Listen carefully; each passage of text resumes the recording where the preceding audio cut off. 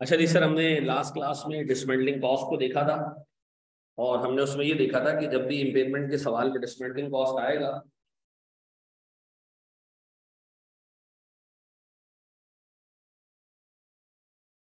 तो हमने करना ये है कि उसकी प्रेजेंट वैल्यू निकालनी है, उसको एसेट की कॉस्ट में ऐड करना है और साथ ही हमने एक प्रोविजन बनाना है, ऐसे ही।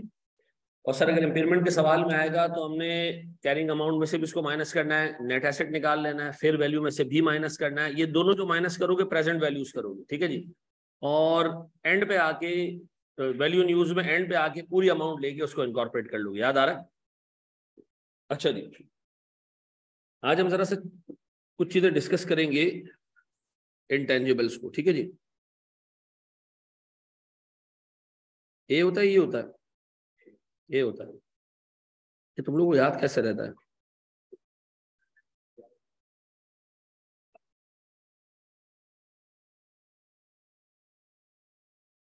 प्रेजेंट वैल्यू इसलिए निकालते हो बेटा कि एक चीज आपने पे 5 साल बाद करनी है, तो हमसे स्टैंडर्ड ये कहता है आज उस लायबिलिटी को किस वैल्यू के ऊपर तुम खत्म कर सकते हो। यानी आज मैं कितने पैसे दूं कि वो लायबिलिटी खत्म हो जाए, तो उससे ज्यादा पे लायबिलिटी बुक नहीं करनी, ठीक है जी। उससे ज्यादा पे आपने लायबिलिटी बुक नहीं करनी है। अच्छा जी सर, इंटेंजिबल्स के बारे में हमने बचपन से पढ़ा हुआ है। सर इंटेंजिबल्स क्या होता है? नॉन जो एग्जिस्टेंट एसेट्स होते हैं, जो फिजिकली एग्जिस्ट नहीं करते, ऐसो को हम इंटेंजिबल्स कहते हैं। हम इंटेंजिबल्स को डिटेल में नहीं देखेंगे, ठीक है। ये हमारे पास एक अकाउंटिंग स्टैंडर्ड है IAS 38, वो FAR 2 में आपने देखना है। हमारे पास इंटेंजिबल्स की सिर्फ थियोरेटिकल डिस्कशन है, ठीक है जी। हमारे कोर्स में FAR 1 में इम्पेयरमेंट की हद तक सिर्फ थियोरेटिकल डिस्कशन है, ठीक है। मैं एक छोटी सी एग्जांपल दूंगा, उसे एक्सप्लेन करूंगा कि इंटेंजिबल्स क्या है। गौर सुनिएगा दोस्त। सर मिसाल के तौर पर मैं एक बिजनेस खरीद रहा हूं, ठीक है। एक बिजनेस खरीद रहा हूं मैं। ये बिजनेस क्या है सर? एक एक पान वाला है सर, पान बेचता है ना। एक खोका है, वेरी गुड सर, एक पान शॉप है, ठीक है जी। मैं इस पान वाले के पास जाता हूँ कि यार भाई तुम्हारे पान बड़े जबरदस्त हैं, मैं ये पान का खोका खरीदना चाह रहा हूँ, मैं इससे जरा सा एक अच्छा सा एसेट बना दूंगा, दुकान वुकान बना के इसको चलाऊंगा, ठीक है जी। तो इस बंदे ने कहा ठीक है। अच्छा, बंदा कौन है? ये इसका ओनर है, और ये इस ओनर के साथ इस छोटे से खोके पे 4 एम्प्लॉइज हैं। खोका चलता बहुत है, ठीक है जी, सेल्स बहुत जबरदस्त है। मैं इस पान शॉप के ओनर को कहता हूँ कि यार ये पूरा पान शॉप मुझे दे दो, और इस पान शॉप का नाम ऐसे कोई भी अच्छा सा नाम रख दो। क्या नाम रखें इसका? कौन सा? पाकिस्तान पान, 5 स्टार पान। अच्छा जी, चलो 5 स्टार पान, ठीक है जी। पाकिस्तानी पान पे तो बिल्कुल नहीं बिकेगा। रंगीली बनारसी पान ऐसे मिलेगा। चलो चलो जी सर, तो अब मैं सोनर को कहता हूँ कि यार ये पान शॉप मुझे बेचो और यहाँ से चलते बनो। उससे बोला अच्छा, कितने में खरीदेंगे आप ये पान शॉप? मैंने कहा अभी मैं आपको बताता हूँ। मैंने कहा भाई आपके पास जो पान के पत्ते पड़े हुए हैं, ये बर्तन वर्तन जो यहाँ पड़े हुए हैं, जिसमें कत्था चूना पड़ा हुआ है, ठीक है जी, ये पत्ती उत्ती के डब्बे पड़े हुए हैं, ये छाली आलियाँ पड़ी है, ये सिगरेट विगरेट पड़ी है सारी, ये सब कुछ उठा के एड अप कर लो, इसकी वैल्यू कितनी है। यानी हम क्या कर रहे हैं? हम फेयर वैल्यू निकाल रहे हैं ऑफ, फेयर वैल्यू ऑफ क्या चीज sir? Fair value of physically existing assets, ठीक है जी। तो हम करें fair value of physical assets. ये आती है जनाब 1 लाख रुपए की। सही 1 लाख रुपए पकड़े और गोली हो जाए यहां से। अब इस कंपनी के इस पान शॉप के ओनर ने मुझसे बात करना शुरू की। उसने कहा यार अकाउंटिंग पढ़े हो? मैंने कहा हाँ पढ़ा हूँ, चार्टर्ड अकाउंटेंट हूँ। उसने कहा लग नहीं रहे हो। लग इसलिए नहीं रहे हो कि तुमने पान के खोखे को और सारी चीजों के पैसे लगा दिए। तुमने ये मेरे 4 एम्प्लॉइज जो जबरदस्त किस्म के लोग हैं, इनकी स्किल्स, इनका एक्सपीरियंस, इनकी ईमानदारी, मैं तो चला जाऊंगा, नहीं तो तुम्हारे साथ ही रहेंगे, इनकी वैल्यू लगाई। मैंने कहा यार इनकी क्या वैल्यू लगाऊंगा मैं? उसने कहा सर ये तो आपको मिलेंगे ना, आप पान का नया खोखा खोल लो, सारा सामान डाल दो उसमें, आपने इसकी वैल्यू लगाई? मैंने कहा नहीं। इसका मतलब एम्प्लॉयज की स्किल्स, एम्प्लॉयज की जो है वो एक्सपीरियंस, इनकी भी एक वैल्यू होती होगी जो कि हमने नहीं लगाई। उसने कहा ये 5 स्टार ब्रांड है, जगह जगह कराची में किसी को बोलो 5 स्टार का पान दो, बोलेगा हाँ भाई वाकई पान खा गया यार, वाकई जबरदस्त शॉप है। ये आपने इस ब्रांड की वैल्यू लगाई? मैंने कहा नहीं। इस ओनर ने अपनी जेब से एक लिस्ट निकाली, उसमें कस्टमर के नाम लिखे हुए थे। उसने कहा ये मेरे 5,000 कस्टमर्स हैं जो हर वीक मुझसे एवरेज 2,000 रुपए के पान खाते हैं। मैं यहां से जाऊंगा, ये कस्टमर लिस्ट भी आपको देके जाऊंगा, इसकी वैल्यू लगाई आपने? मैंने कहा नहीं। उसने कहा वो कोने में एक बैंक है, मुझे दिखाया उसने बैंक। मैंने कहा हाँ, तो ये बैंक भी तुम्हारा है? उसने कहा नहीं, इस बैंक से रोज एक बंदा आता है और मुझे कहता है कि मुझसे लोन ले लो, तो ये मार्केट में मेरी क्रेडिट स्टैंडिंग है, इसकी वैल्यू लगाई तुमने? मैंने कहा भाई तू चाह क्या रहा है, तू चाह क्या रहा है? तू चाह रहा है मैं तेरे एम्प्लॉइज के पैसे भी दूं, तू चाह रहा है मैं कस्टमर लिस्ट के पैसे भी दूं, तू चाह रहा है मैं ब्रांड के भी पैसे दूं, तू चाह रहा है मैं तेरी मार्केट स्टैंडिंग के भी पैसे दूं? उसने कहा ये आगे एक मोहल्ला है बहुत बड़ा, यहाँ जाओ आप। मैंने कहा अच्छा यहाँ क्या है? यहाँ जाके आप पूछोगे भाई मैं कितना ईमानदार इंसान हूँ, कारोबार में मैं पत्ते वत्ते खरीद के लाता हूँ इसी जगह से, पत्ती वत्ती खरीद के लेके आता हूँ, कभी जाके पूछें कि मैंने कभी कोई दो नंबरी की हो, वक्त पे पैसे देता हूँ। आज मैं अगर खड़ा होकर बोलूँ मुझे 5 लाख का सामान चाहिए, इमीडिएटली मिल जाए। तो आपने कि मेरी मार्केट स्टैंडिंग के पैसे लगाए? अब बताओ इधर कितनी चीजों के हमने पैसे नहीं लगाए। एम्प्लॉयज की का एक्सपीरियंस, एम्प्लॉयज का skill set, customer list, brand name, credit standing, market standing, ठीक है जी, हमने किसी चीज के पैसे नहीं लगाए। उसने कहा इन सब चीजों के पैसे बनते हैं 1.5 लाख रुपए। मैंने कहा वेरी गुड, तो मैं तुम्हें 2.5 लाख दे दूं, ये चाह रहे हो? उसने कहा हाँ। अब मुझे बताओ मैंने 1 लाख रुपए किसके लिए पे किया? फिजिकल एसेट्स के लिए। ये जो 1.5 लाख है ना, ये बहुत सारे इंटेंजिबल एसेट्स का टोटल है। और इन इंटेंजिबल एसेट्स की वैल्यू अलग अलग डिटरमिन करना पॉसिबल नहीं है। अंदाजे से इसको वैल्यू एलोकेट हुई है कितनी? 1.5 लाख की। इन सबको मिला के गुडविल कहते हैं। इन सबको मिला के क्या कहते हैं? तो गुडविल कोई एक चीज नहीं है।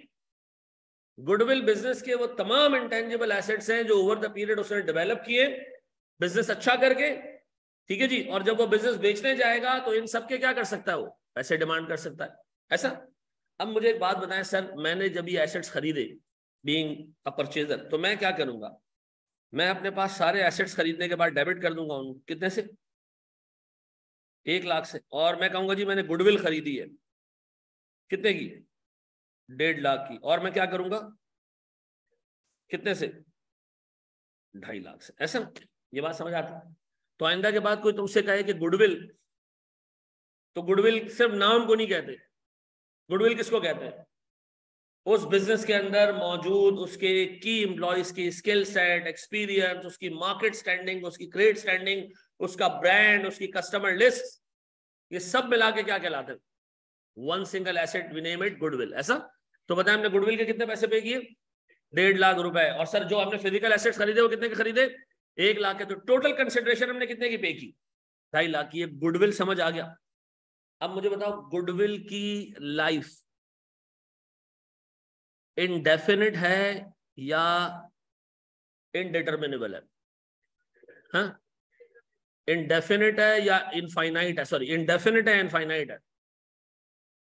इनफाइनाइट तो नहीं है ना, कयामत तक तो नहीं चलेगा ना ये। इनडेफिनिट है, पता नहीं चल सकता, ऐसा। डिटर्मिनेबल नहीं है। तो गुडविल को हम कभी भी अमोर्टाइज या डेप्रिशिएट नहीं करते। गुडविल हमेशा इंपेयर होती है। गुडविल क्या होती है? हमेशा इंपेयर होती है। गुडविल की इंपेयरमेंट IAS 36 में आप CA फाइनल में जाके सीखेंगे। लेकिन आपके कोर्स में आपको इतना पता होना चाहिए व्हाट एक्चुअली गुडविल इज, ठीक है जी। और गुडविल कभी भी डेप्रिशिएट या अमोर्टाइज नहीं होती। गुडविल हमेशा क्या होती है? इंपेयर होती है। ये बात समझ आती है? इतना आपको पता होना चाहिए बस। ये कॉपी कर दो, शाबाश। आइंदा के बाद कोई रॉकेट मारे ना मुंह से कि गुडविल का मतलब होता है नाम, आपने कहना नहीं, ये फजूल बात थी, हम भी बचपन में समझते थे, ऐसा नहीं है।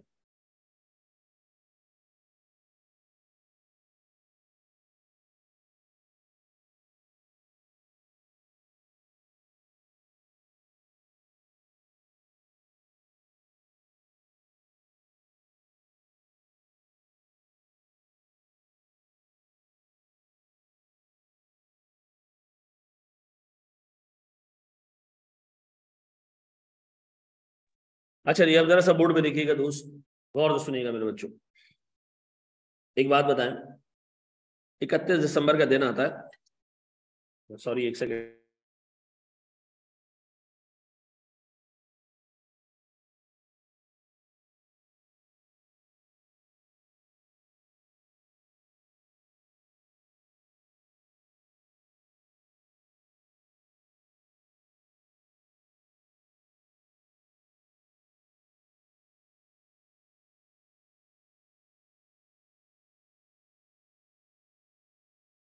अच्छा जी सर सुनिएगा दोस्त, अब एक बहुत इंपॉर्टेंट डिस्कशन, अगेन थियोरेटिकली चीजें समझ लेना। अच्छा देखो, मैं आपको ये भी कह सकता था ऊपर कि गुडविल बहुत सारे इंटेंजिबल्स का नाम है जिसको जानना आपके लिए जरूरी नहीं है। नहीं, ऐसा नहीं है। उससे पास पेपर में सवाल पूछे, ठीक है जी, उससे एक एक नंबर का एमसीक्यू पूछा है कि गुडविल को अमोर्टाइज कर सकते हैं या नहीं। नहीं, क्यों? रीजन? और नशइयो, रीजन क्या? रीजन रीजन एसेट को डेप्रिशिएट करते हो, करते हो किस पे? यूजफुल लाइफ पे। गुडविल की लाइफ है तो किस पे डेप्रिशिएट करोगे उसको?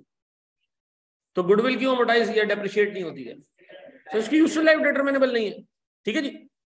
अच्छा जी सर, 31 दिसंबर का दिन आता है, ये ईयर एंड है, और ईयर एंड पे गौर तो सुनना मेरे बच्चों, ईयर एंड पे ऐसा होता है कि हम सारे एसेट्स की इंपेयरमेंट टेस्टिंग करते हैं, क्योंकि साल आ गया, साल का इख्तिताम आ गया, तो हमें एसेट्स की इंपेयरमेंट टेस्टिंग करनी चाहिए। ऐसा है? बिल्कुल भी नहीं है ऐसा। हम कभी भी इंपेयरमेंट टेस्टिंग डेट की बेसिस पे नहीं करते कि आज डेट है इंपेयरमेंट टेस्टिंग की तो इंपेयरमेंट टेस्टिंग कर लेते हैं। नहीं, ये कोई पीरियोडिक चेक नहीं है कि हर साल के इस पॉइंट पे आके हमने इंपेयरमेंट टेस्टिंग करनी है, ऐसा कुछ नहीं है। तो फिर इंपेयरमेंट टेस्टिंग कब की जाती है? बहुत सारी कंपनीज में साल साल बेसिस पे इंपेयरमेंट टेस्टिंग नहीं होती। बहुत सारी कंपनीज ऐसी होती है जिसमें हर 3 महीने बाद इंपेयरमेंट टेस्टिंग की जरूरत पेश आती है। ऐसा क्या होता है सर कि इंपेयरमेंट टेस्टिंग की जरूरत पेश आ जाती है? इंडिकेटर। क्या चीज? इंडिकेटर्स। इसका मतलब है कुछ इंडिकेटर्स हैं इंपेयरमेंट के। क्या है जनाब? स्टैंडर्ड आपसे कहता है कि अगर कोई इंडिकेटर तुम्हें मिलता है, इंपेयरमेंट के 9 इंडिकेटर्स हमने भी देखने, ठीक है, अगर कोई इंडिकेटर तुम्हें नजर आता है किसी भी पॉइंट पे साल के, चाहे वो जनवरी का महीना है, फेब का महीना है, मार्च का महीना है, दिसंबर का महीना है, नवंबर का महीना है, डजेंट मैटर, ठीक है जी, जून का महीना, डजेंट मैटर, जिस पॉइंट पे आपको इंडिकेटर नजर आएगा, आपको ये फील होगा कि मेरे कुछ एसेट्स या बहुत सारे एसेट्स या कोई एक एसेट इंपेयर्ड है, तो आपने इंपेयरमेंट टेस्टिंग करनी है। तो पहला स्टेप क्या होगा जनाब? मैं थोड़ा सा टेक्निकल हो जाऊं, मुझे बताओ ये क्या एक पुश स्टेप है या पुल स्टेप है? पुश स्टेप क्या होता है कि आप खुद जाके चीजें देखते हो, और पुल स्टेप होता है कि कोई चीज आपको नजर आती है और वो ड्रैग करती है आपको कि आपने काम करना है। ये पुल स्टेप है सर। इसका मतलब ये ऐसी चीज नहीं है कि मैं जाके खुद से पुश करूंगा इंपेयरमेंट टेस्टिंग को, नहीं। इंपेयरमेंट टेस्टिंग मुझे सर नजर आएगा कोई इंडिकेटर तो मैं अट्रैक्ट होऊंगा उसकी तरफ, क्या मुझे इंपेयरमेंट टेस्टिंग करनी चाहिए, पक्का। तो मुझे जब इंडिकेटर मिलेंगे, मैंने सोचा यार इंडिकेटर है, मेरे कुछ एसेट जो है वो अपेरेंटली टूट गए। क्या है जनाब? अपेरेंटली किसी एसेट का टूट जाना इंडिकेटर है। एक प्लांट है हमारी, उसमें डैमेज हो गया वो, तो क्या इंडिकेट कर रहा है? इंपेयरमेंट टेस्टिंग कर लो। प्लांट से बनने वाली जो प्रोडक्ट है वो मार्केट में बिक नहीं रही, क्या है ये? इंडिकेटर है। क्या कर लो? इंपेयरमेंट टेस्टिंग कर लो। जो मेरा प्लांट है इससे ज्यादा अच्छे प्लांट मार्केट में आ चुके हैं, ठीक है जी, और वो इससे कम कॉस्ट में ऑपरेट होते हैं। हमारी कॉस्ट बहुत ज्यादा है, कॉस्ट बहुत ज्यादा है, तो हमें अपनी सेलिंग प्राइस भी अपने प्रोडक्ट की क्या करनी पड़ती है? बढ़ा के रखनी पड़ती है, तो हमारा प्रोडक्ट बिकता नहीं है मार्केट में।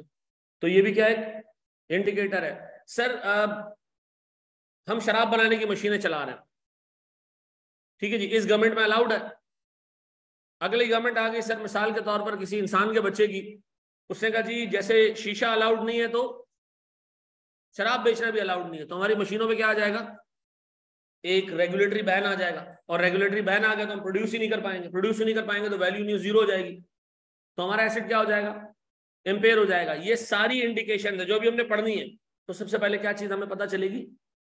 इंडिकेटर। इंडिकेटर आगे हमें छेड़ेगा कि अगर अपने एसेट्स की इंपेयरमेंट टेस्टिंग कर लो, डन, तो इंडिकेटर नजर आ गया। जब इंडिकेटर का आइडिया होगा ना, फिर मैं कंपनी का सीएफओ हूं। सीएफओ कौन होता है? जो कोई काम नहीं करता, ठीक है जी, वो अपने अकाउंटेंट से नीचे टुच्चों से काम करवाता है। तो हमने एक टुच्चे को पकड़ा, ये हमारे पास है, ऐसे मिसाल के तौर पर क्या नाम है? हसान कौन है? हसान है कौन? तुमने टारगेट किसको किया? तुम्हारा क्या नाम है वैसे?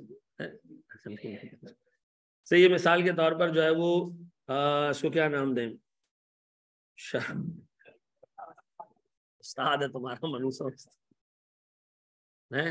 तुम लोग तो यार किसी के बारे में भी कुछ भी बोल देते हो क्या। ये जब से ये पब्लिक वॉशरूम्स खुले ना, फेसबुक किसी की भी कोई इज्जत उतार देता है। ठीक है जी, तो इसका नाम हम रखते हैं से शाजेब नहीं रखते, इसका नाम हम रखते हैं मुश्ताक। ठीक है जी, कोई भी नहीं है यहाँ पे, किसी का अब्बा का नाम है तो आई एम सॉरी यार, चेंज कर देता हूँ, बताओ अगर तो। अच्छा सुनो, मैं हूँ कंपनी का सीएफओ, मुश्ताक को मैंने कहा यार कोई इंडिकेटर नजर आ रहे हैं, कुछ एसेट्स लग रहे हैं इम्पेयर्ड हैं, तो मैं काम करो जरा जाके चेक करो वाकई एसेट इम्पेयर्ड है या नहीं है।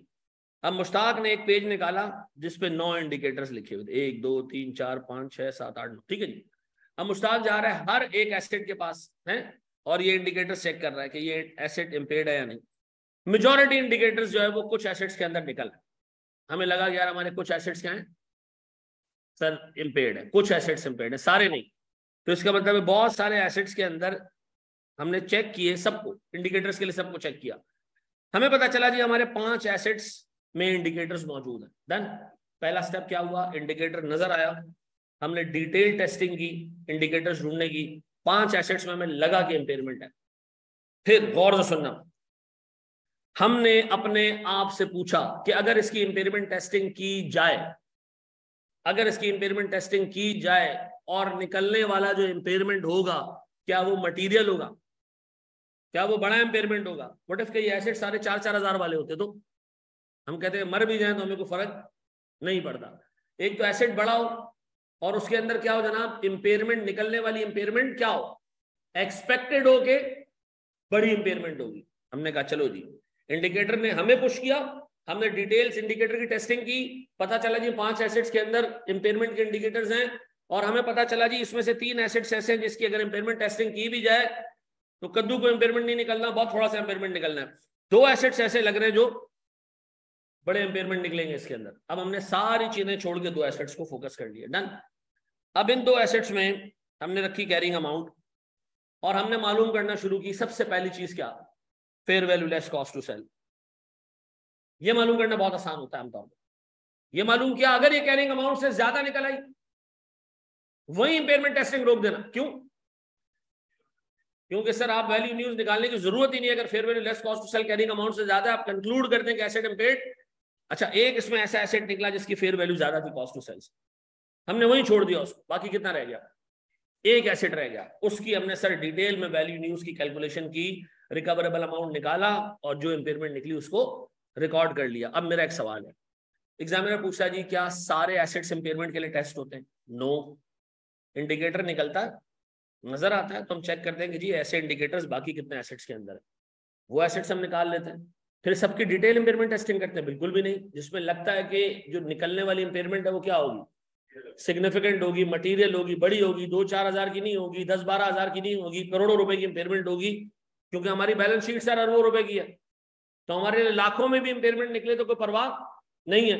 हमने कहा जी अरबों रुपए की बैलेंस शीट पे कम से कम करोड़ों की इंपेयरमेंट होनी चाहिए, या बड़े लाखों में तो इंपेयरमेंट हो। अब हमने क्या किया जी, आइडेंटिफाई किया कि 2-3 एसेट्स ऐसे हैं जिसमें इंपेयरमेंट का पोटेंशियल ठीक ठाक है। फिर हमने उसमें सबसे पहले क्या मालूम किया, fair value less cost to sell. अगर वो कैरिंग अमाउंट से ज्यादा थी तो रुक गए हम वही, हमने कहा नहीं इम्पेयर्ड नहीं है। और सर डिटेल्ड वैल्यू न्यूज की कैलकुलेशन किसकी देखी हमने, उस एसेट की जिसमें वाकई एक्सपेक्टेड भी है कि इंपेयरमेंट ज्यादा होगी और fair value less cost to sell carrying amount से कम भी निकला है, पक्का। अब एग्जामिनर आपसे पूछता है कि जी क्या इंपेयरमेंट टेस्टिंग एक पीरियोडिक इवेंट है? नहीं सर, हर पीरियड में नहीं होता। कब होता है? जब इंडिकेटर्स नजर आते हैं। जब इंडिकेटर्स नजर आते हैं तो सर जिस एसेट में इंडिकेटर नजर आएगा सबकी डिटेल टेस्टिंग करते हैं? नहीं सर, फिर हम चेक करते हैं कि इसमें मटेरियल इंपेयरमेंट किसमें निकलेगा, उसकी बेसिस पे हम बहुत सारे एसेट्स को छोड़ देते हैं। फिर जिसमें लगता है कि मटेरियल इंपेयरमेंट निकल सकता है उसमें क्या करते हैं हम, fair value less cost to sell निकाल के चेक करते हैं, क्विक कैलकुलेशन करने की कोशिश करते हैं। अगर उसमें हमें नजर आता है कि इंपेयरमेंट की अमाउंट है तो फिर हम क्या करते हैं, फिर हम वैल्यू न्यूज निकालते हैं, उससे टेस्टिंग करते हैं। ऐसा बहुत सारी जगहों पे कैरिंग अमाउंट होती है 100 की, गौर सुनना, और fair value less cost to sell निकलता है 98, हम तब भी छोड़ देते हैं। हम कहते हैं इतना मार्जिनल अमाउंट है, वैल्यू न्यूज इससे ज्यादा ही निकलेगी, छोड़ दो यार, नहीं करो डिटेल टेस्टिंग। इसका मतलब है इंपेयरमेंट टेस्टिंग की जब जाती है जब एक्सपेक्टेड इंपेयरमेंट क्या हो, मटीरियल हो। ऐसा है, ये पूरा नोट करो, शाबाश। ये स्टेप्स नोट करो, अपने अपने अल्फाजों में, मेमनी में लिखो, सिंधी में लिखो, पश्तो में लिखो, जिस जुबान में लिखना लिखो, लेकिन ये कहानी देता हूँ, ठीक है जी। मेरे साथ सब पढ़ने का सबसे बड़ा डिसएडवांटेज ये है, आप कोर्स से 10 चीजें एक्स्ट्रा लेके जा रहे हो तो बर्डन एक्स्ट्रा लेके जा रहे हो। कोई किताब आपको पढ़ने की जरूरत नहीं है, आपको आई कि आपकी किताब सिर्फ रखनी है अपने सामने, ठीक है। स्टैंडर्ड में आपके कोर्स में IAS 36 सिर्फ 25% है। अब आप उसको पढ़ना शुरू करो, समझ नहीं आएगा, क्योंकि उसमें बहुत सारा एरिया ऐसा है जो आपके कोर्स का पार्ट नहीं है। आई कैप की किताब आपने सामने रखनी है, वो आपने इंश्योर करना है कि उसमें कोई चीज टीचर ना छुड़वाए, ठीक है। अच्छा मेरे प्यारे बच्चों, अब बोर्ड पे देखो। अब मुझे एक बात बताएं जनाब, सारे एसेट्स की टेस्टिंग इंडिकेटर बेस्ड है। अगर इंडिकेटर होगा तो इंपेयरमेंट टेस्टिंग होगी, अगर इंडिकेटर ही नहीं है तो इंपेयरमेंट टेस्टिंग की कोई जरूरत नहीं है। लेकिन तीन एसेट्स ऐसे हैं जिनकी हर साल इंपेयरमेंट टेस्टिंग होनी है। तीन एसेट्स ऐसे हैं जिसकी हर साल इंपेयरमेंट टेस्टिंग जरूरी है। Number 1 goodwill. कैसे करते हैं, आपके कोर्स का पार्ट ही नहीं है, सीए फाइनल में जाके देखेंगे गुडविल की इंपेयरमेंट टेस्टिंग कैसे होती है। क्या गुडविल एक एसेट है? हाँ ना, हमने पैसे देके खरीदा भाई। वो 4 एम्प्लॉई, वो उसकी स्किल्स और एक्सपीरियंस और उसकी मार्केट स्टैंडिंग और उसका ब्रांड और उसकी कस्टमर लिस्ट, ये सारे हमने पैसे देके खरीदे। तो गुडविल एक इंटेंजिबल एसेट है, चूंकि इसकी लाइफ डिटरमिनेबल नहीं है, इसमें पीरियोडिक डेप्रिसिएशन नहीं बुक होता, तो स्टैंडर्ड कहता है फिर आप इसकी हर साल इंपेयरमेंट टेस्टिंग करें, चाहे आपके बिजनेस में इंडिकेटर है या नहीं है। Number 2 assets not yet available for use।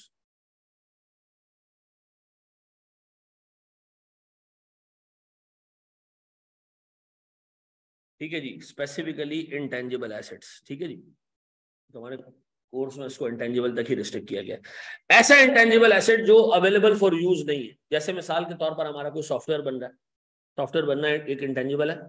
Software एक इंटेंजिबल होता है, नहीं होता है?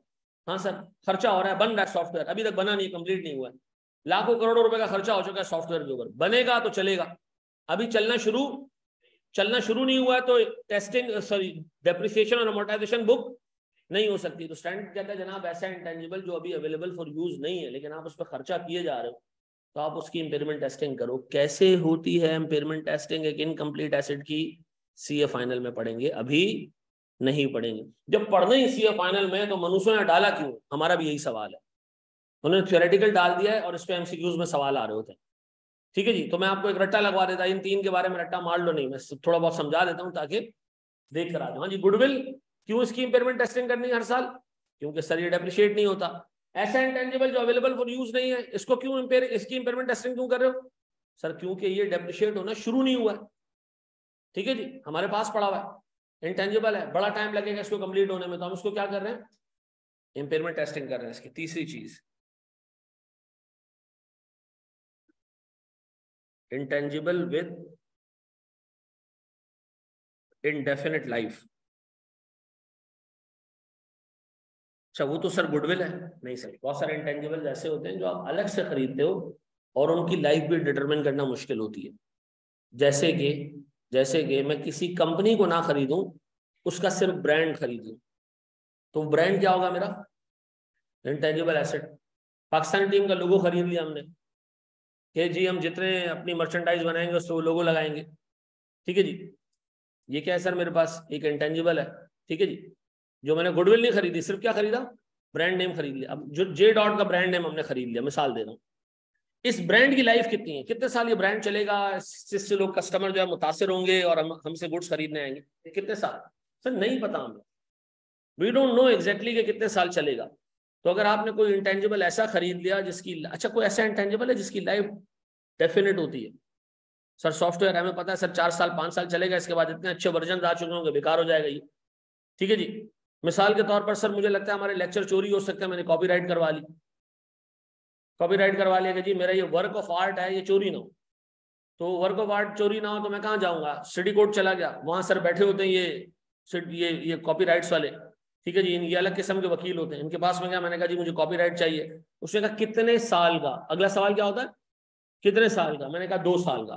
तो 2 साल बाद ये मेरा कॉपीराइट्स का जो राइट है ये क्या हो जाएगा? खत्म हो जाएगा। तो सारे इंटेंजिबल्स इंडेफिनिट लाइफ के नहीं होते हैं। कुछ इंटेंजिबल्स ऐसे होते हैं जैसे ब्रांड नेम है, ठीक है जी। कस्टमर लिस्ट ले ली मैंने किसी से, एक कॉलेज के पढ़ने वाले बच्चों का डाटा मैंने चोरी कर लिया, चलो खैर इसमें भी लाइफ लिमिटेड होगी, क्योंकि सीए का एक बच्चा है वो 5-6 साल में या तो पास कर जाएगा या पास अवे हो जाएगा, छोड़ देगा, ठीक है जी। लेकिन एक कस्टमर लिस्ट आ गई मेरे पास सर, मिसाल के तौर पर किसी बैंक के क्रेडिट कार्ड डिपार्टमेंट से मुझे कस्टमर लिस्ट मैंने ले ली कि मैं इनको क्रेडिट कार्ड बेचूंगा। सीधी सी बात है, इस कस्टमर लिस्ट की लाइफ कितनी है मुझे नहीं पता, 6 महीने भी हो सकती है, मे बी 10 साल तक ये लिस्ट मेरे लिए वैलिड रहा है, मैं इसको डिफरेंट बैंकिंग प्रोडक्ट्स बेचता रहूं, ऐसा। तो मुझे बताएं सर, मेरे पास कुछ इंटेंजिबल ऐसे होते हैं जिनकी लाइफ क्या होती है। अब आपके लेवल पर ना ये 3 चीजें टीचर्स बता देते हैं, बस ये दिमाग में रखना कि इनकी इंपेयरमेंट टेस्टिंग कब होनी है, हर साल होनी है, चाहे आप उसको ईयर एंड पे करो या साल के स्टार्ट में करो या साल के बीच में करो, मर्जी है आपकी, लेकिन किसी एक तारीख पे ही करना ही। बाकी एसेट्स की इंपेयरमेंट टेस्टिंग इंडिकेटर बेस्ड होती है, इंडिकेटर बेस्ड होती है। इंडिकेटर नहीं होगा, हम 25-25 साल इंपेयरमेंट टेस्टिंग नहीं करेंगे, 25-25 साल किसी एसेट का रिकवरेबल अमाउंट नहीं निकालेंगे। लेकिन इनके अंदर क्या होता है सर, आपको हर साल रिकवरेबल अमाउंट निकालना है, वैल्यू न्यूज निकालनी है, कैसे निकलेगी वो हम अभी जाके देखेंगे इंशाल्लाह ताला, कुछ साल डेढ़ में जब फाइनल में पहुंचोगे तो। ऐसा जी। अब मुझे एक बात बताओ मेरे प्यारे बच्चों, कितने एसेट्स ऐसे हैं जिनकी इंपेयरमेंट टेस्टिंग हर साल एक मखसूस टाइम पे करनी है? 3। गुडविल सर, नंबर 2 हमारे पास वो इंटेंजिबल जैसे सॉफ्टवेयर, एग्जांपल में लिख देना which is not yet available for use, ठीक है जी। तीसरी चीज sir, intangible asset with indefinite life, for example brand name, ठीक है जी, ताकि तुम्हें याद रहे। अच्छा ये चीज याद रखें, आपके FAR1 के पेपर में 8 से 10 नंबर की थ्योरी भी आती है, ठीक है, और वो इसी रंगो नस्ल की थ्योरी होती है कि वो आपसे इसी तरह के पूछ लेगा चीज, हाँ भाई इंडिकेटर्स बताओ, तो इंडिकेटर आपने बताने, हाँ भाई कौन से एसेट्स ऐसे हैं जिनकी इंपेयरमेंट टेस्टिंग जो है वो हर साल होनी है, ये आपने लिख देना है, लिस्ट कर देना है, पक्का। सर गुडविल को डिफाइन करें, आप ये नहीं लिखना गुडविल का मतलब इज्जत और नाम, नहीं ऐसा नहीं है, मैंने आपको पूरी एग्जांपल दी है, इज्जत और नाम नहीं है, ठीक है जी, पक्का जी। बढ़ जाए, अब अपने पास हेडिंग डालो इंडिकेटर्स टू इंपेयरमेंट, ठीक है जी। अब हमने 9 इंडिकेटर्स पढ़ने और हमारे इस चैप्टर की थ्योरी खत्म, ठीक है जी। इंपेयरमेंट, हाँ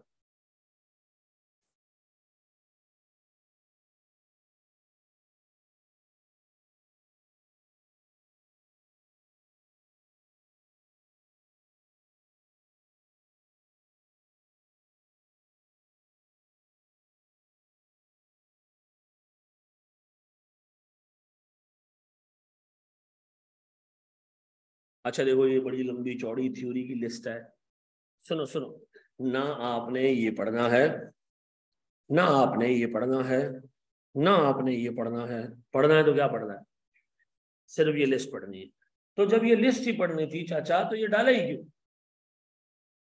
एक बच्चा जो पढ़ना चाहता है, एक बच्चा जो चाहता है कि मुझे रीजन पता चले कि क्या है इसका रीजन, तो बराबर में रीजन लिखा हुआ है, ठीक है जी। हम मार्क कर देंगे यहां तक एग्जाम, ये यहां तक जो है वो फतवा, और ये सारा तकवा, ठीक है जी। हमारा उस्ताद ऐसा होता था कि वो कहता था ये हाथ ऐसे दीवार पे रखो, और हम हाथ ऐसे दीवार पे रखते थे, और फिर अगले 2 दिन हम बैठने लायक नहीं रहते थे, वो अपनी पसंद की जगह पे डंडे मारता था, ठीक है ना? नहीं, बंगाली उस्ताद से नहीं पढ़ा। चलो जी, अब आए जरा दोस्त, हम एसेट्स की इंपेयरमेंट टेस्टिंग पे आते हैं। बोर्ड पे देखिएगा दोस्त, देखिए कुछ कुछ इंडिकेटर्स ऐसे होते हैं जो आपको बाहर से पता चलते हैं, कुछ ऐसे होते हैं जो कंपनी के अंदर से पता चलते हैं। मतलब हमारा एसेट खराब है, हमें बाहर से पता चलेगा, हाँ ऐसे इंडिकेटर्स होंगे जो आपको बाहर से पता चलेंगे, उनको हम कहते हैं एक्सटर्नल इंडिकेटर्स। और कुछ इंडिकेटर्स ऐसे होंगे जो कंपनी वालों को कंपनी के अंदर से पता चलेंगे, ये क्या होंगे, इंटरनल इंडिकेटर्स। सबसे पहले हम पढ़ेंगे एक्सटर्नल इंडिकेटर्स, ठीक है जी।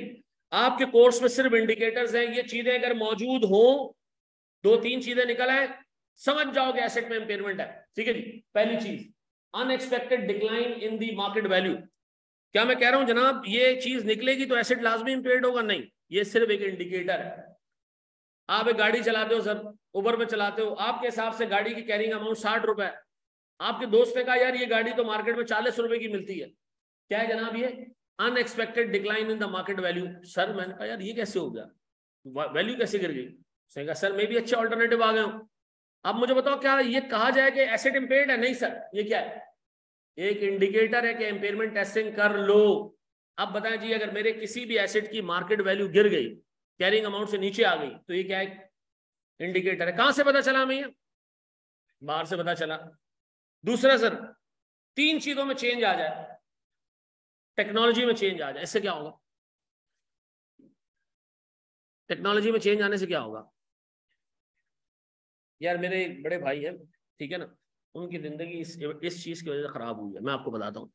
मेरे बड़े भाई ने कोई 90s में कोई तकरीबन 70-80 लाख रुपए जमा किया, which at that time was a huge amount, ठीक है। और उन्होंने क्या किया कि अल्ट्रासोनिक मशीन्स ना जापान से इंपोर्ट की। अल्ट्रासोनिक मशीन्स क्या होती थी? वो रेज होती थी उसमें, और वो कटिंग करती थी लेस की। ऐसा जो लेस होती है ना कपड़े की, आपने लेडीज को देखा होगा जो अपने कपड़ों पे लेस वेस लगाती हैं, तो उसकी वो कटिंग करती थी। 6 डिजाइन में कटिंग करती थी।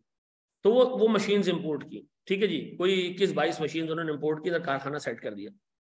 1 साल उन्होंने मैसिव प्रॉफिट कमाया, दूसरा साल, तीसरा साल, चौथे साल ना चाइनीज बूम आ गया। चाइना वाले जो है वो बहुत अच्छी मशीन्स ऑलमोस्ट 10% ऑफ कॉस्ट पे बेचना शुरू कर दिया उन्होंने। चाइना की मशीन आई जिसमें 600 डिजाइन थे, 10% कीमत के ऊपर। अगर मेरे भाई ने मशीन 100 की खरीदी तो चाइनीज मशीन 10 रुपए की है, और उसमें डिजाइन भी कितने? 600। हमारे भाई के पास कितने डिजाइन है? 6 डिजाइन है। तो क्या हुआ? टेक्नोलॉजी चेंज होने की वजह से उनका जो प्रोडक्ट, जो मशीन थी, उनसे जो वो चीजें प्रोड्यूस हो रही थी, उसकी सेल्स गिरना शुरू हो गई, और इतनी गिरी कि खत्म हो गया मामला, जीरो हो गया, और वो मशीन कोड़ियों के दाम बिकी, और उनकी पूरी जमा पूंजी का सत्यानाश हो गया। तो टेक्नोलॉजी के चेंज होने से बाहर टेक्नोलॉजी चेंज हुई, अच्छे ऑल्टरनेटिव्स आ गए, हमारे एसेट से बनने वाला प्रोडक्ट अब मार्केट में नहीं बिकेगा। ये क्या जनाब? एक एक्सटर्नल इंडिकेटर। पहला क्या बताया? मार्केट वैल्यू का गिर जाना।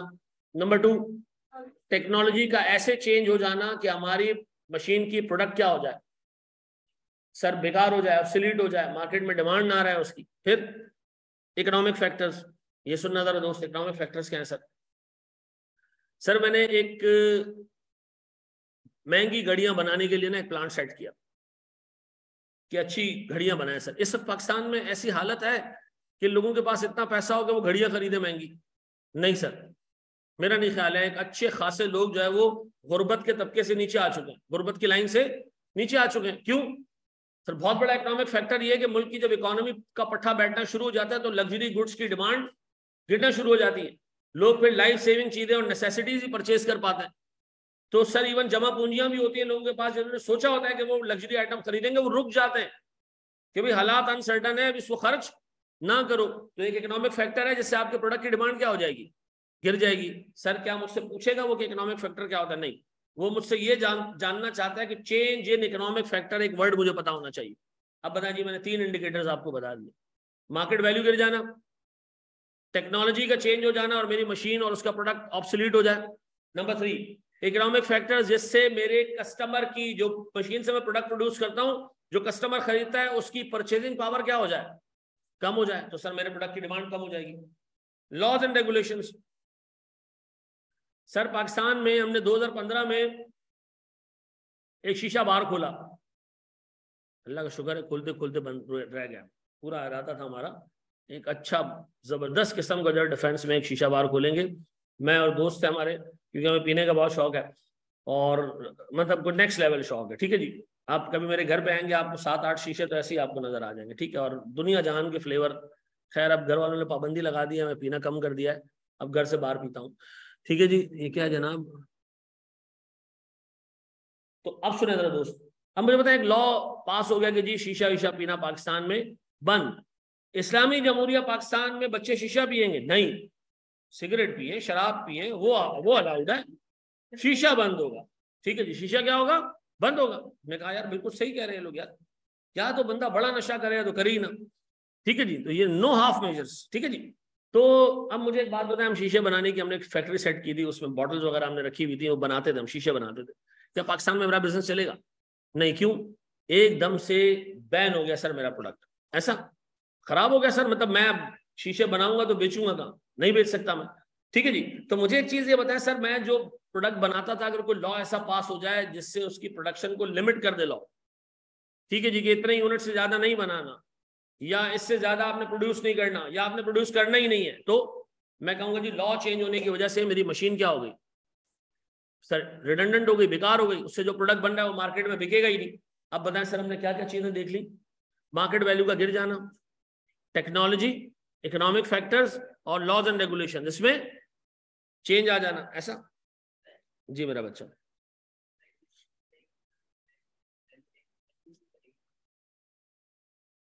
तो मशीन बेकार हो जाएगी तो तुमने इंपेयरमेंट कितनी बुक करनी है इसके लिए टेस्टिंग करोगे ना, वैल्यू न्यूज जीरो होगी ना, फेयर वैल्यू जीरो नहीं होगी, लोहे के दाम पे मशीन बिक सकती है। तो आप ये चेक करोगे कि मैं इंपेयरमेंट कितनी बुक करूं, ठीक है ना, इंपेयरमेंट टेस्टिंग जरूरी है ना बुक। अच्छा जी, फिर इंक्रीज इन इंटरेस्ट रेट, ये कोई बताएगा तो मैं वाकई मान जाऊंगा कि यार इंटरेस्ट रेट बढ़ जाने से मेरा एसेट कैसे इंपेयर हो रहा है। एक बच्चे ने बड़ी अच्छी बात की कि सर डिस्काउंटिंग करते हो आप सर वैल्यू न्यूज की, वैल्यू न्यूज में कैश फ्लोज की डिस्काउंटिंग करते हो, अगर इंटरेस्ट रेट बढ़ जाए तो बड़े इंटरेस्ट रेट से डिस्काउंट करोगे तो वैल्यू न्यूज कम हो जाएगी। तो मार्केट में इंटरेस्ट रेट भी बढ़ जाए तो वो भी आपके एसेट को इंपेयर कर सकता है, क्योंकि हमारे एसेट की वैल्यू न्यूज क्या हो जाएगी, कम हो जाएगी। ठीक है जी। इस पे एग्जामिनर ने इतने सवाल पूछे एक नंबर का कि इंटरेस्ट रेट का बढ़ जाना एक इंटरनल इंडिकेटर है, नो एक्सटर्नल इंडिकेटर है, हमने घर में थोड़ी इंटरेस्ट रेट बनाया। इंटरेस्ट रेट का कम हो जाना एक इंपेयरमेंट का इंडिकेटर है, नहीं, इंटरेस्ट रेट का बढ़ जाना, ठीक है जी, ये इंपेयरमेंट का इंडिकेटर है। क्या चीज कम होना हमारे फायदे में, वैल्यू न्यूज बढ़ जाएगी सर। फिर अब सुनना मेरे बच्चों, गौर सुनो,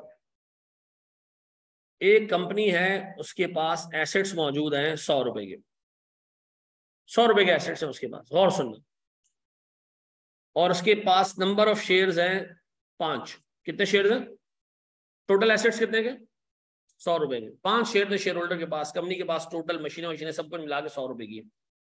एक शेयर की बुक वैल्यू कितनी है, 100 रुपए के एसेट्स, 5 शेयर्स, कितने। अब मैं जो वर्ड बोल रहा हूं वो सुनो, हर शेयर की बैकिंग पे 20 रुपए के एसेट्स हैं। अगर कल कंपनी को तोड़ दिया जाए तो हर शेयर होल्डर के पास 20-20 रुपए के एसेट्स आएंगे, ऐसा ये मानते हो। मुझे बताओ, ये मार्केट है, मार्केट क्या हमारी कंपनी को ऐसे ही देखती है जैसे हम अंदर बैठ के देख रहे हैं, नहीं सर, मार्केट को बहुत सारी चीजें मालूम नहीं होती। और तो सुनना, ये बहुत इंपॉर्टेंट चीज है, मार्केट वैल्यू इस कंपनी की कैसे डिटरमिन होती है, कि इसकी मार्केट वैल्यू कितनी होगी, क्या देख के डिटरमिन होती है, इसके पास कितने एसेट्स हैं ये देख के डिटरमिन होती है, या ये देख के डिटरमिन होती है कि ये मुस्तकबिल में कितने पैसे कमा के दे सकता है। यानी सर हम ये देखते हैं कि फ्यूचर अर्निंग पोटेंशियल एक कंपनी में कितना है, उसके हिसाब से उसकी मार्केट वैल्यू होती है, ऐसा है। अब मुझे एक बात बताएं, ARTD के सारे एसेट्स मिला लो, मैंने आपको बताया कि 80 लाख से 1 करोड़ के बीच में होंगे, लेकिन अगर कोई बंदा वैल्यू लगाए कि जी 80 लाख 1 करोड़ के एसेट्स हैं, तो 1.5 करोड़ रुपए लो, चले जाओ, झापड़ मारूंगा उसको मैं उसको कहूं सालाना कोई X करोड़ रुपीस की जो है वो हमारी इनकम है एक साल की, तो 1.5 करोड़ रुपए, दिमाग खराब है तेरा। मुझे बताएं सर, इस बिजनेस की मार्केट वैल्यू इसके एसेट्स की वजह से होगी, अर्निंग पोटेंशियल की वजह से होगी, अर्निंग पोटेंशियल की, भाई सालाना इस बिजनेस से क्या कमाया जा सकता है। अब मिसाल के तौर पर सालाना हम 2 लाख रुपए कमाते हैं, ठीक है जी, और हमारे पास करोड़ों रुपए के एसेट हैं, तो बंदा कहेगा नहीं यार इसका टोटल वर्थ है कोई 8-10 लाख रुपए, जबकि एसेट्स करोड़ों रुपए के, कहेगा नहीं यार बकवास है, बेकार कंपनी है, खरीद के भी कुछ कमा नहीं पाएंगे हम इससे। तो बताएं sir, market value earning potential को देख के निकलती है, एसेट्स को देख के निकलती है। अब बताएं, अगर इस कंपनी की बार मार्केट में वर्थ 200 रुपए, तो हम कहेंगे हाँ भाई बड़ा जबरदस्त मामला है, हमारे एसेट 100 के, लेकिन मार्केट हमें क्या समझती है, 200। व्हाट इफ के मार्केट आपको समझती हो 50,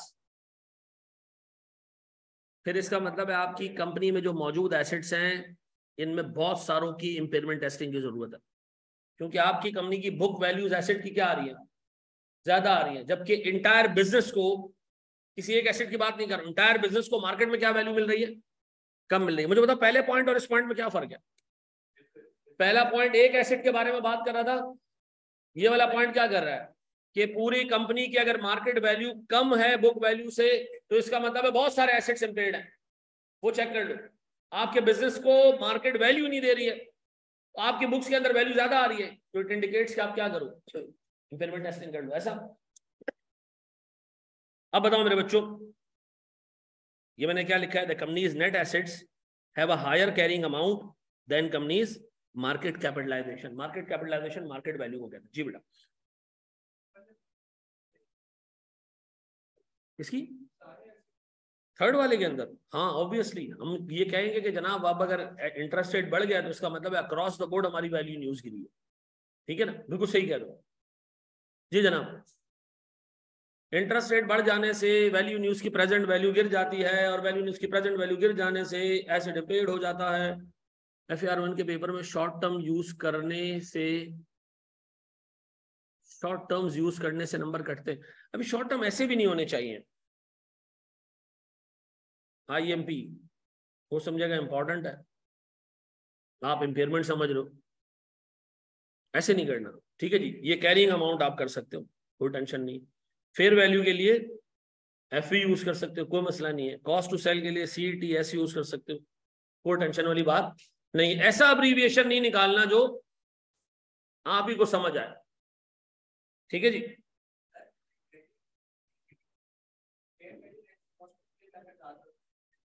नहीं है ना, ये इंडिकेटर है या ये कंफर्म इंपेयरमेंट है? इंडिकेटर है ना।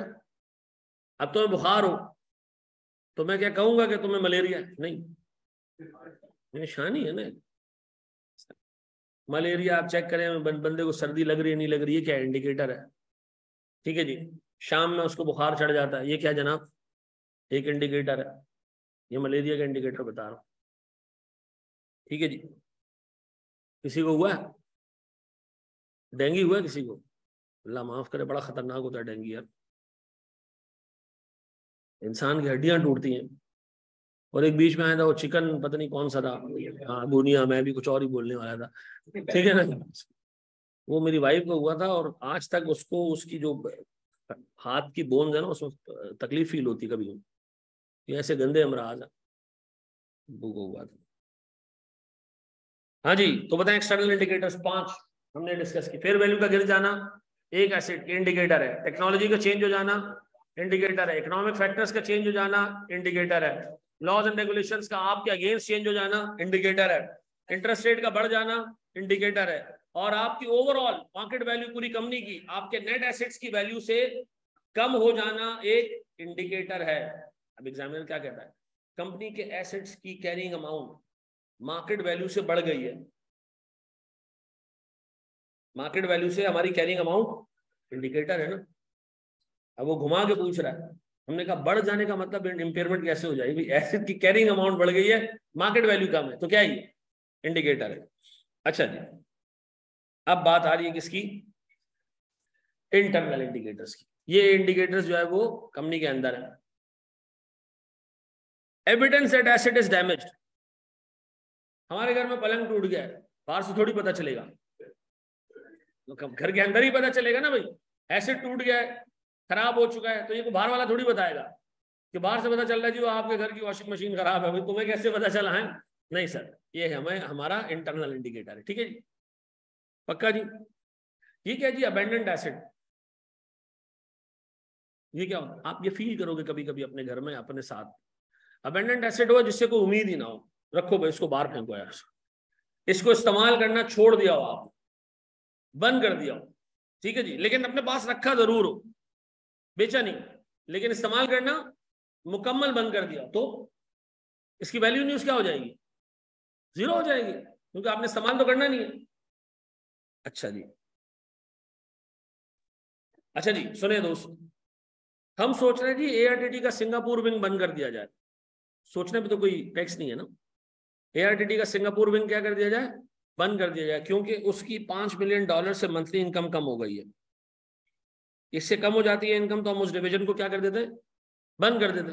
हमने सोचा बंद कर दो यार। ठीक है जी, ये दिन के हमारे 5 मिनट खा जाता है। ठीक है, 5 मिनट हमें इस बिजनेस के लिए सोचना पड़ता है, तो इसको बंद कर दो।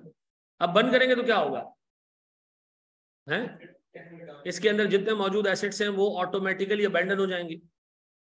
ठीक है जी, उनकी वैल्यू न्यूज क्या हो जाएगी, 0 हो जाएगी। तो इसका मतलब है उस डिपार्टमेंट के, उस विंग के, उस ब्रांच के, उस कंपनी के सारे एसेट्स की इंपेयरमेंट टेस्टिंग करनी है। ऐसा ये हमने भी प्लान किया, खाली बंद नहीं किया है। बंद करेंगे 6-8 महीने लग जाएंगे उसको बंद करने में, लेकिन हम प्लान तो कर लिया ना। इसका मतलब है इस एसेट की मैक्सिमम यूजफुल लाइफ कितनी होगी, 1 साल। 1 साल बाद एसेट क्या हो जाएगा, बंद हो जाएगा। अब बताएं, हमने 3 इंडिकेटर्स देख लिए। एसेट टूट जाए, अबेंडन कर दो, प्लान कर दो कि एक पूरा डिपार्टमेंट बंद करने जा रहे हो जिसमें एसेट मौजूद है, उन सारे एसेट्स की क्या होगी, इंपेयरमेंट आ जाएगी। सर अब हमारे पास 3 हो गए, 3 और इंडिकेटर्स हैं, वो अभी हमें ढूंढने पड़ेंगे।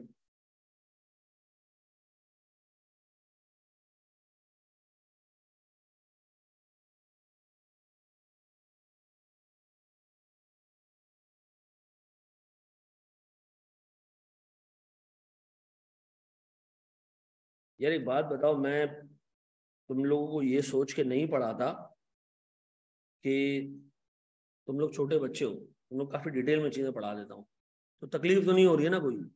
ये तो सर मुश्किल हो रही है बहुत। जज़ाकल्लाह।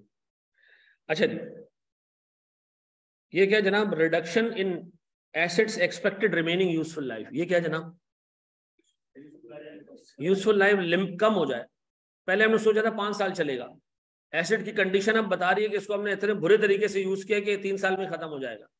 तो अब इससे फर्क क्या पड़ेगा कि एसेट की लाइफ लिमिटेड होगी?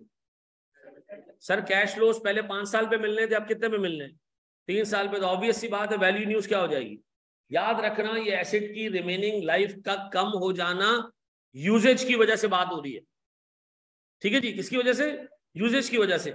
मिसाल के तौर पर मैंने एक प्लांट लगाया समंदर के आसपास और मैंने सोचा 10 साल चलेगा। दूसरे साल प्लांट पे इतना जंग लग गया, इवन वर्किंग प्लांट पे भी जंग लग जाता है वहां पे। क्यों?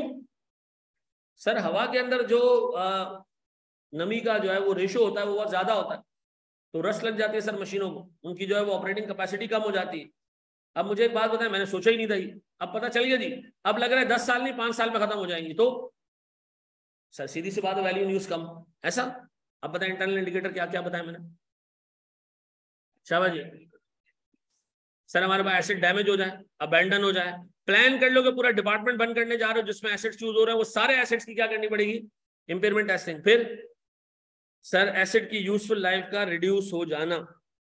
अच्छा सुनो जरा गौर से, एक कंपनी बजट्स बनाती है, कितने साल के बजट्स बनाती है?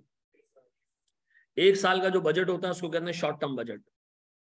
3 साल तक का बजट कहलाता है मीडियम टर्म बजट, और 5 साल तक का बजट कहलाता है लॉन्ग टर्म बिजनेस प्लान। क्या हर कंपनी बिजनेस प्लान बनाती है?